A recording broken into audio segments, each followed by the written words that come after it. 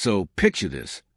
12 of the galaxy's most powerful civilizations are sitting around, basically having a galactic HOA meeting about the new neighbors. And those neighbors? That's us, humanity. We've been puttering around our little corner of space for maybe 300 years, hopping between a few dozen worlds with what they consider bargain basement technology. Now, when I say these aliens were powerful, I mean really powerful. The Zephyrians have been ruling their corner of the galaxy for over 10,000 years. Their cities were made of living crystal that grew from their planets like beautiful, impossible trees. They could manipulate gravity the way we flip light switches, and their ships moved through space like graceful dancers made of starlight. Then you had the Korthax swarm. Imagine if ants could think as one mind, but each ant was the size of a car and could shoot plasma from their claws. Millions of individual bugs, all connected to one massive brain that stretched across dozens of worlds. When they moved, it was like watching a single organism the size of a solar system flex its muscles. The Vex Collective was probably the weirdest of the bunch. They weren't really alive in any way we'd understand. Picture liquid metal that could think, that could form into any shape it wanted. Ships, buildings, weapons, even people-shaped forms when they needed to talk to biological species. They'd been around so long, nobody remembered what they originally looked like before they became this flowing, thinking metal. These weren't the only ones, either. You had the ethereal courts, who existed partly in our dimension and partly somewhere else entirely. The Titan clans, each member the size of a small building, who built their cities inside asteroids. The Spiral Confederacy, with technology so advanced it looked like magic even to the other aliens. All of these ancient, powerful civilizations have been watching us humans stumble around our little patch of space like toddlers playing with toys. Our ships looked chunky and awkward next to their elegant vessels, where they had sleek, impossibly fast craft that could cross the galaxy in days. We had bulky freighters that took months to travel between our closest colonies. Our expansion was pathetically slow by their standards. While they could terraform a planet in years, it took us decades to set up a single successful colony. Our weapons were basic projectile systems and simple energy beams. Their weapons could crack moons in half or turn entire fleets into particles. The meeting that decided our fate happened on Nexus Prime, this massive space station that floated in neutral territory. Picture the biggest building you've ever seen, then multiply that by about 1,000. Representatives from all 12 major civilizations gathered in a chamber that could have held a small city. The Zephyrian ambassador, a being that looked like a walking crystal sculpture, started the discussion. The humans continue to spread, he said, his voice sounding like wind chimes in a gentle breeze. Their primitive colonies now border 3 of our protection zones. A Korthax speaker, one of the larger warrior types, clicked his mandibles together in what passed for agreement among his species. The small minds multiplied too quickly. Their chaos thoughts disturb a harmony of ordered space. The Vex representative was just a shifting blob of silver metal, but when it spoke, the voice seemed to come from everywhere at once. Analysis confirms. Human expansion follows no logical pattern. Their technology shows no signs of advancing beyond current primitive levels. Threat level remains minimal individually, but collective expansion rate suggests future conflict inevitable. What made it worse was how dismissive they were. These weren't evil overlords plotting destruction. They genuinely saw us as nothing more than a minor pest problem that needed to be dealt with before it got out of hand. Like calling an exterminator when you see the first few ants in your kitchen. The debate went on for hours. Some suggested simply blocking our expansion, setting up barriers that would keep us trapped in our current territory. Others wanted to make contact, maybe guide our development in directions they found acceptable. But the consensus kept coming back to the same solution: complete elimination. Better to end this now, the ethereal representative whispered, its form flickering between dimensions, before they spread further, before they become a real problem. The vote was unanimous. 12 civilizations, some older than our entire species, decided that humanity needed to be wiped out. Not conquered, not enslaved, not relocated. Just gone. They started planning immediately which fleets would hit which targets, how to coordinate across the vast distances of space, how to make sure no human colonies escaped the initial strike. They were so confident in their superiority that they didn't bother with warnings or ultimatums. No surrender or die speeches. Just a cold, calculated extermination plan. The aliens looked at our clunky ships in slow expansion and thought, yeah, these guys are basically space cavemen with rockets. They saw what they expected to see. A primitive species that had stumbled into space travel but remained fundamentally backward. What they didn't know was that we'd been watching them right back. And we'd learned some very interesting things during those 3 centuries of careful observation. Day one of the great galactic beatdown started exactly like you'd expect. At exactly 0600 hours, Galactic Standard Time, massive alien fleets dropped out of hyperspace at 57 human colonies, ready to turn our worlds into smoking craters. This wasn't some small raid either. We're talking about the combined military might of 12 civilizations that have been perfecting warfare for thousands of years. Admiral Vextar commanded the Zephyrian attack fleet targeting the Kepler 442 system. This guy had been fighting wars since before humans discovered fire. His fleet consisted of over 200 crystal ships, each one capable of glassing an entire continent. As they dropped out of hyperspace, his sensors immediately started scanning for the expected human settlements, defensive platforms, and those chunky little ships they'd been watching for centuries. The tactical display showed exactly what intelligence had promised: a thriving human colony of 8 million people spread across 3 planets and dozens of orbital stations. Mining operations, agricultural domes, manufacturing centers, all the hallmarks of a typical human settlement that had been growing steadily for about 50 years. Vextar expected to see scrambling defense ships, panicked evacuation attempts, maybe some desperate transmissions begging for mercy. Instead, his sensors showed absolutely nothing. Not destroyed settlements, those would leave debris. Not evacuated colonies, those would leave infrastructure. Just empty space where a thriving human civilization should have been. Run the scans again, he ordered his weapons officer, a younger Zephyrian whose crystal form was still bright with inexperience. The results came back identical. 8 million humans, gone without a trace. The communication channels lit up with similar reports from attack fleets across the galaxy. Admiral Corkson of the Korthak swarm arrived at the Ross 128 system to find empty shipyards where human vessels should have been under construction. The Vex Collective's fluid commanders flowed through their ship corridors in confusion as they reported the same impossible situation at target after target. Commander Zephyrus, leading the assault on New Brisbane Colony, actually sent boarding parties to the planet's surface. They found cities that looked like people had just stepped out for lunch.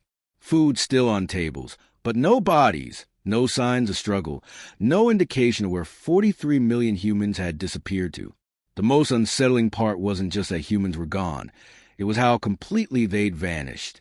No distress signals, no emergency broadcasts, no scattered ships fleeing in panic. It was like someone had reached across the galaxy and carefully lifted every single human out of existence, leaving everything else perfectly intact. Fleet after fleet reported the same impossible situation. The Spiral Confederacy found empty orbital habitats still spinning peacefully around dead worlds. The Titan clans discovered human mining operations with equipment still running but no operators. The ethereal courts, existing partially outside normal space-time, couldn't even detect traces of where the humans had gone. Admiral Vextar felt something he hadn't experienced in 3,000 years of military service: genuine unease. This wasn't how primitive species were supposed to behave when faced with overwhelming force. They were supposed to panic, fight desperately, or surrender. They weren't supposed to just disappear like some kind of magic trick. The aliens started getting that uncomfortable feeling you get when you walk into what should be a surprise party and find an empty house. Something was very, very wrong with this picture. That's when we said hello. At exactly 1,300 hours, Galactic Standard Time, human fleets materialized simultaneously in the heart of every alien capital system, not at the outer edges where you'd expect an invasion force to gather strength, not near military bases or strategic positions. Right there in the middle of their most heavily defended space, practically parked on their front lawns. The Zephyrian homeworld of Crystallis Prime had been protected by the same orbital defense network for 8,000 years.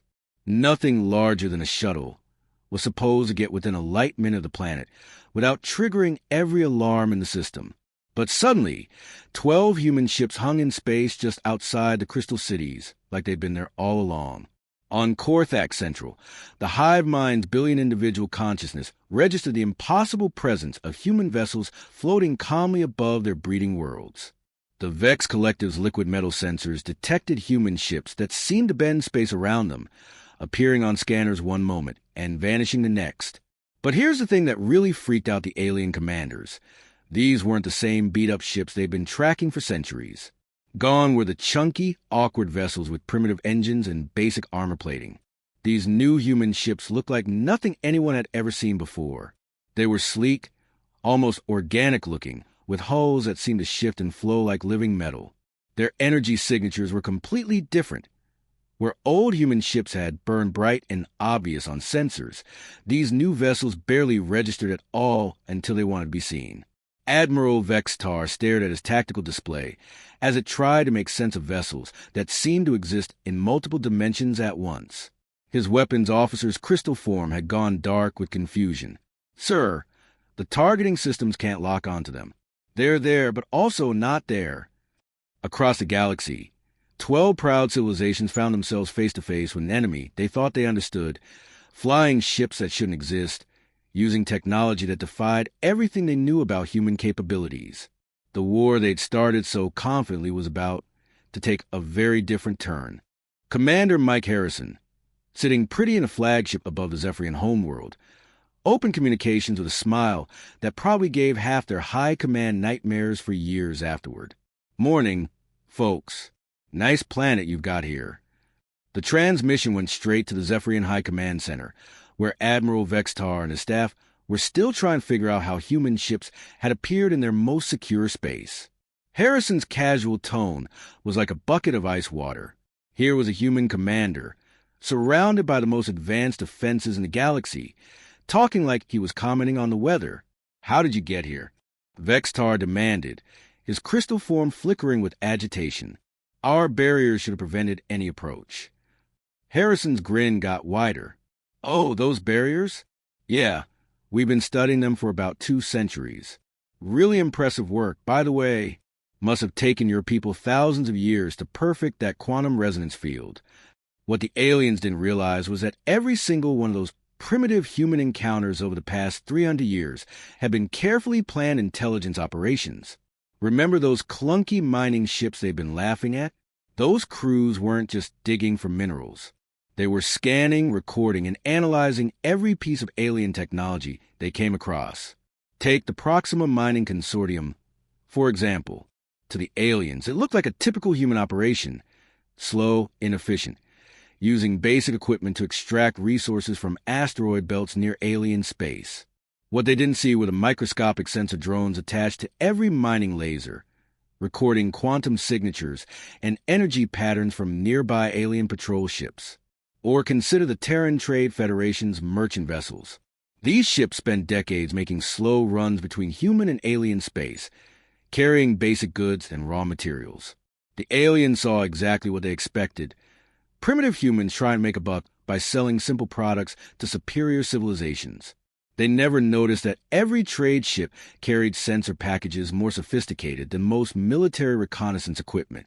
The breakthrough came about 60 years into our observations. A human scientist named Dr. Rachel Okonkwo was analyzing quantum signature data from a Vex Collector patrol when she noticed something odd. The energy patterns weren't just similar across different Vex ships. They were identical. Exactly identical, down to microscopic variations that should have been unique to each vessel. That led to more investigation. Every alien civilization, from the crystal cities of the Zephyrians to the hive ships of the Korthak, used quantum components with the same basic signature, same manufacturing tolerances, same energy outputs, same quantum resonance frequencies. The trail led back to something incredible, a species called the Architects. They'd been the galaxy's premier technology manufacturers about 1,000 years ago, creating the quantum components that powered everything from starship engines to planetary defense grids. When the Architects went extinct, their automated factories kept running, churning out the same components for centuries. Every major civilization in the galaxy had been buying from these factories for so long that they'd forgotten where the components originally came from. To them, it was just standard galactic technology. Universal quantum cores, standard across all species, available from automated suppliers that asked no questions and demanded only raw materials and payment. We learned something interesting. Every major alien civilization used quantum components in their ships, their weapons, their planetary defenses. Components made by a species that went extinct 1,000 years ago, but whose automated factories kept running. Factories we quietly bought out through shell companies decades earlier. The purchase had been brilliant in its simplicity. Humanity created dozens of fake companies, each one appearing to be a different species or corporation. The Centauri Resource Group, Galactic Materials United, Void Mining Incorporated, all of them human operations disguised with false identities and alien-sounding names. One by one, these shell companies made offers to buy out the architect factories. The automated systems didn't care who owned them, as long as the raw materials kept flowing and the maintenance schedules were met. Within 50 years, humanity controlled 90% of the galaxy's quantum component supply chain. But here's the really clever part. We didn't change anything. The factories kept producing the same components, shipping them to the same customers, maintaining the same quality standards. To the galaxy's major civilizations, nothing had changed. They were still getting their technology from the same reliable sources they'd used for centuries. What they didn't know was that every quantum component now contained a tiny modification, nothing that affected normal operation, nothing that would show up on standard diagnostics. Just a microscopic addition that would respond to a very specific quantum frequency broadcast. Admiral Kate Sullivan, commanding the human fleet from her flagship position near the galactic core, held a device that would change everything. It looked almost boring. A simple handheld unit about the size of a smartphone, with a single red button. All ships report ready. Came the voices of human commanders positioned throughout the galaxy. Awaiting your signal, Admiral. Sullivan looked at the chronometer. The alien fleets were still trying to figure out how humans had appeared in their most secure systems. Perfect timing. Execute Protocol 7, she said calmly, and pressed a button. One command from Admiral Kate Sullivan, and every alien ship, station, and defense grid went dark. Just like that. The great galactic powers found themselves floating in space with all the defensive capability of particularly expensive paperweights. The quantum broadcast traveled at faster-than-light speeds, reaching every modified component simultaneously. Starship engines shut down, weapon systems went offline, planetary shields collapsed, and communication networks fell silent. In less than 30 seconds, 12 mighty civilizations found themselves completely helpless. The war had just taken a very decisive turn. By lunchtime, Galactic Standard Time, the war was essentially over. What had started as a coordinated extermination campaign by 12 mighty civilizations had turned into the most one-sided conflict in galactic history. But here's where things get really interesting. Humanity didn't win through brute force or massive destruction. We won through surgical precision and an understanding of our enemies that they never saw coming. The Korthak swarm was the first to fall completely silent. For a species that shared a collective consciousness for over 50,000 years, suddenly losing that mental connection was like being struck deaf and blind simultaneously. The quantum disruptors we designed specifically for their neural frequencies didn't hurt them physically. They just severed the psychic links that held their hive mind together. Imagine if you'd spent your entire life as part of a massive, thinking organism, never having to make an individual decision because the collective mind handled everything. Suddenly, you're just you, alone in your own head for the first time ever. Millions of Korthak warriors found themselves floating in their ships, completely unable to coordinate with each other, each one waiting for orders that would never come from a hive mind that no longer existed. The Vex Collective faced a different kind of problem. Their living metal ships, which had been their greatest strength for millennia, started dissolving when we hit them with tailored nanites. These microscopic machines didn't attack randomly. They were programmed to target the specific molecular bonds that held Vex technology together. Picture watching your ship literally melt around you, but in slow motion. The hull would start getting soft, then runny like ice cream on a hot day.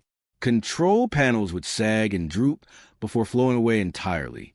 The Vex commanders tried to reform their vessels, but the nanites kept working, breaking down their molecular structure faster than they could rebuild it. The Zephyrians had perhaps the most dramatic downfall. Their beautiful crystal cities, which had stood for thousands of years as monuments to their civilization's achievements, started developing hairline cracks when our sonic weapons found their exact resonance frequencies. We're talking about cities the size of mountains, made from living crystal that grew according to mathematical principles the Zephyrians had perfected over millennia. The sound weapons didn't create explosions or fires. They just hummed at precisely the right frequency to make the crystal structures vibrate themselves apart. It was like watching a wine glass shatter when a singer hits the perfect note, except these wine glasses were the size of skyscrapers. The crystal spires began to sing a haunting, beautiful song as they slowly came apart, their pieces floating away like glittering snow. But here's the really beautiful part. We didn't actually destroy much of anything important. No civilian casualties, no planetary devastation, no genocide. We just turned off their ability to fight back and waited for them to get the message. Every human strike was calculated to disable, not destroy. When we hit the Titan clan's asteroid fortresses, we didn't crack them open. We just sealed the hangar bays shut and cut their communications. The massive beings found themselves trapped in their own homes, unable to launch ships or coordinate with their neighbors. The ethereal courts, who existed partly outside normal space-time, discovered that humans had figured out how to anchor them fully in our dimension. Suddenly, beings who had spent eons flickering between realities found themselves stuck in boring old three-dimensional space like everyone else. The Spiral Confederacy's advanced computers, which they claimed were smarter than most organic species, started displaying nothing but pictures of cute Earth animals. Puppies, kittens, baby pandas. Their most sophisticated artificial intelligences had been replaced with what basically amounted to screensaver. Throughout all of this, human ships broadcast the same message on all frequencies. Stand down. Surrender now, and no one gets hurt. Continue fighting, and we'll show you what we can really do. Most alien commanders assumed this was just typical human bluffing. They'd seen our primitive technology, right? How bad could it really get? Captain Tom Bradley, broadcasting from his ship above the neutral station at Sanctity Prime, decided it was time to make things crystal clear to the remaining alien leadership. His ship hung in space near the ancient diplomatic station, where countless peace treaties have been signed over millennia. "Attention, galactic powers," Bradley said, his voice carrying across every communication channel simultaneously. "You wanted to exterminate us because you thought we were weak. Turns out we were just polite. That politeness just expired." To prove his point, Bradley ordered a demonstration on Zirian Prime, a lifeless rock of a planet in an empty system. The world had no atmosphere, no life, nothing of value, just a big ball of stone and metal floating in space. The human weapons that hit Zirian Prime didn't blow it up in the traditional sense. Instead, they compressed the entire planet's mass into a point smaller than a marble, creating a brief but spectacular fusion reaction. For exactly 43 seconds, there was a new star in that system, visible from halfway across the galaxy. Then the star went out, leaving nothing but empty space where a planet used to be. The message was received loud and clear across 12 civilizations. Humans could have done this to any of their worlds at any time. The fact that we chose surgical strikes and temporary disabilities instead of total annihilation wasn't because we couldn't destroy them. It was because we chose not to. The surrender requests started coming in within minutes of Zirian Prime's light show. 22 hours after the Galactic Confederation declared war on humanity, their surviving leaders were signing surrender documents aboard the human vessel Speak Softly. The ship's name wasn't lost on anyone present. It was a reference to an old Earth saying about carrying a big stick. And after what they just witnessed, every alien in that room knew exactly how big humanity's stick really was. Admiral Beth Cooper, all of 28 years old, accepted their unconditional surrender with the kind of casual professionalism that made it clear this had been just another Tuesday for humanity. She sat at the head of a conference table that had been hastily set up in the ship's main cargo bay, looking completely relaxed while representatives from 12 ancient civilizations tried to process how their entire worldview had just been turned upside down. Cooper was what the aliens had expected from humanity's supreme military commander. She was young enough to be considered barely an adult by most galactic standards, wearing a simple blue uniform with no fancy decorations or intimidating accessories. She could have been any human they'd encountered during those centuries of primitive contact. That was exactly the point. Here's the deal, she explained to the assembled alien representatives, most of whom were still trying to figure out how their supposedly primitive enemies had outplayed them so completely. You can join the Terran Cooperative as full partners. Keep your worlds, your cultures, your people. All we ask is that you don't try to exterminate your neighbors anymore. The terms were surprisingly generous, especially considering that less than a day earlier, these same civilizations had been planning humanity's complete annihilation. The Terran Cooperative, as Cooper explained it, wasn't about human domination or alien subjugation. It was about creating a galaxy where species could coexist without constantly plotting each other's destruction. Admiral Vextar, the Zephyrian commander who led the first attack, spoke up with obvious confusion.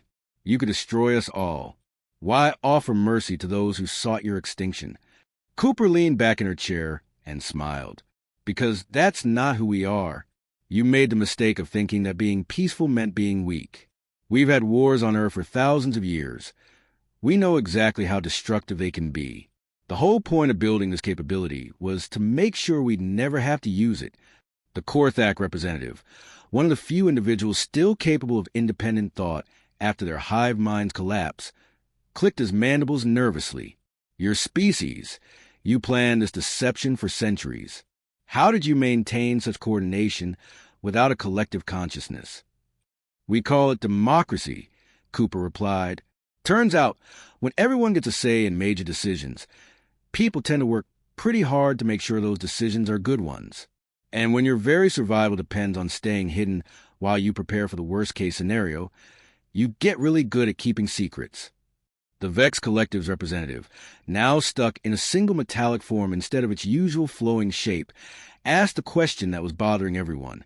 How long have you been capable of this level of destruction? Cooper consulted a tablet in front of her. Full capability? About 80 years. We could have ended this war at any point in the last 8 decades, if we'd wanted to. The fact that we didn't should tell you something about our intentions. That revelation sent a wave of shock through the assembled aliens. For nearly a century, humanity could have wiped out any civilization in the galaxy, and instead, they continued playing the role of harmless neighbors. They kept trading, kept exploring, kept acting like the primitive species everyone believed them to be. The ethereal quartz representative, now uncomfortably solid instead of flickering between dimensions, whispered, "Then why reveal yourselves now? Why not continue the deception?" "Because you forced our hand," Cooper said simply. "We were perfectly happy to keep our capabilities secret and live peacefully alongside you. But when you decided we needed to be exterminated, well, that's when the gloves come off. The alternative, as the brief light show where Zirian Prime used to be made clear, wasn't really an alternative at all. Every representative in that room had watched the planet disappear in 43 seconds of control fusion. They understood that humanity was offering them a choice between partnership and non-existence. The signing ceremony itself was surprisingly quick. No lengthy negotiations, no attempts to bargain for better terms. The assembled alien leaders were smart enough to recognize a generous offer when they heard one, especially when the alternative was complete annihilation. One by one, they placed their signatures, claw marks, psychic imprints, or quantum signatures on the documents that officially ended the shortest war in galactic history. The Zephyrians signed with crystallized light. The remaining Korthak representatives marked their agreement with pheromone traces, and the Vex Collective left a metallic handprint that would serve as their binding commitment. As the last signature was added, Cooper stood up and extended her hand to Admiral Vextar. "Welcome to the Terran Cooperative," she said. "I think you're going to like working with us a lot more than working against us." And that's how the shortest war in galactic history ended with humanity as the new management. Turns out, When you spend 3 centuries quietly preparing for every possible threat while pretending to be harmless space farmers, you tend to have a few aces up your sleeve. The galaxy declared war on humanity at dawn. By sunset, they were working for us. And the really beautiful part? Everyone was probably going to be better off for it.